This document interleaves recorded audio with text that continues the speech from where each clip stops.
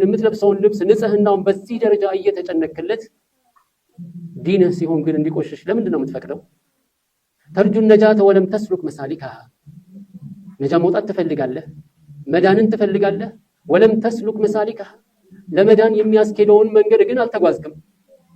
ለመዳን የሚያበቃህን ለመትረፍ የሚያበቃህን መንገድ አልተጓዝክም።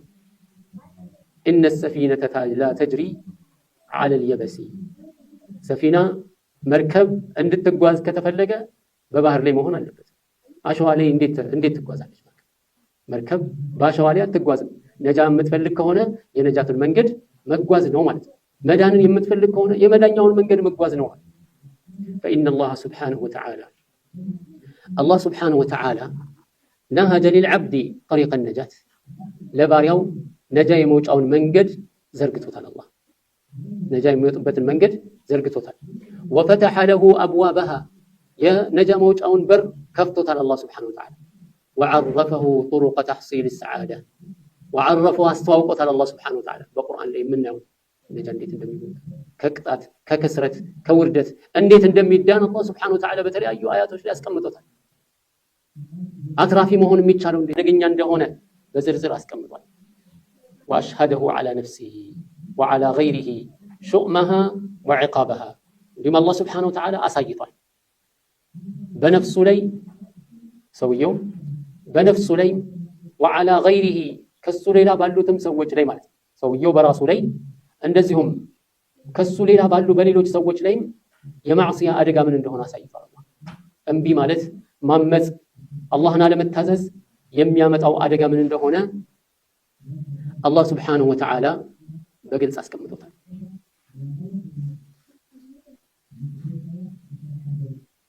ማዕሲያ ምን ውጤት እንዳለው ማለት ነው።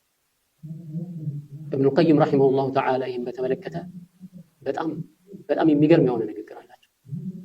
በዱንያ ላይ የምናያቸው አደጋዎች አላህን በቁርአን ላይ ተናግሯል። ظهر الفساد في البر والبحر بما كسبت أيدي الناس ሰዎች በሰሩት ስራ ፈሳድ በምድር ላይ ጥፋት የሚስፋፋው በዛ ነው። ሰዎች የኑሮ ውድነትን፣ የዕቃ ውድነትን፣ የውጣ ውረድን፣ ልፋትን፣ ስቃይን፣ መከራን፣ ሞትን፣ ስደትን ሁሉ ያነሳሉ ሰዎች። ሰበቡን ግን የሚያነሳ ማለት ነው። ሰበቡ ምንድነው? ለዚህ ሁሉ ውርደት የሚዳርጋቸው ማዕሲየቱላህ አላህን Subhanahu Wa Ta'ala ማመጽ። አባታችንን አደም ቀይም ረሂመሁላሁ ተዓላ አባታችን አደም ከጀነት እንዲወጣ የተደረገው በምንድን ነው? አትብላ የተባለውን ዛፍ በመብላት ነው። አላህ ምን አለ በቁርአን ላይ وعصى آدم ربه فغوى ከዛ በፊት ምን አለ አላህ Subhanahu Wa Ta'ala ولقد عهدنا إلى آدم من قبل فنسي ولم نجد له عزما ለአደም ካሁን በፊት ምን አደረግን? ቃል ገባንለታል። ምን የሚል? በጀነት ውስጥ ተቀመጥ إن لك ألا تجوع فيها ولا تعظى አንተ በጀነት ውስጥ ሆነ ላትራቆት وأنك لا تظمأ فيها ولا تضحى እንደዚሁም ጥማት የሚባል ነገር እንደማያገኘ የፀሐይ ሐሩር እንደማያገኘ በሰላም እንደምትኖር ብለን ቃል ገባንለት።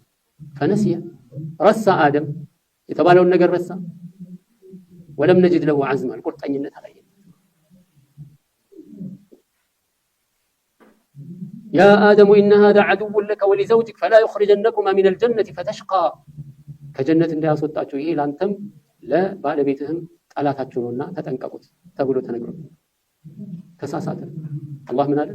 فنسي رسا ولم نجد له ከዛስ በኋላ فأكل منها فبدت لهما سوآتهما وطفقا يخصفان عليهما من ورق الجنة وعصى آدم ربه فغوى آدم ጌታውን አመፀ ከተሳሳቱት ሆነ። ግን በዛው አልቀረም። ثم اجتباه ربه فتاب عليه وهدى ከዛ አላህ Subhanahu Wa Ta'ala መረጠው፣ ተውበትን አደረገለት፣ መንገዱን መራው። አላህ Subhanahu Wa Ta'ala ተውበት የሚያደርጉ ሰዎች ሁሉ በእንደዚህ አይነት መልኩ አላህ ይመራቸዋል። ተውበታቸውን ይቀበላል፣ ይቅርታ ያደርግላቸዋል፣ ትክክለኛውን መንገድ ይመራቸዋል። ተውበትን ነሱህ እስከሆነ ድረስ። ከዛስ በኋላ የነብዩላህ ኑህ ህዝቦች በጎርፍ እንዲጥለቀለቁ የተደረገበት ምክንያት ከማዕሲያ ውጪ ሌላ ምንድነው? የነብዩላህ ሁድ ህዝቦች በቅጣት የተቀጡት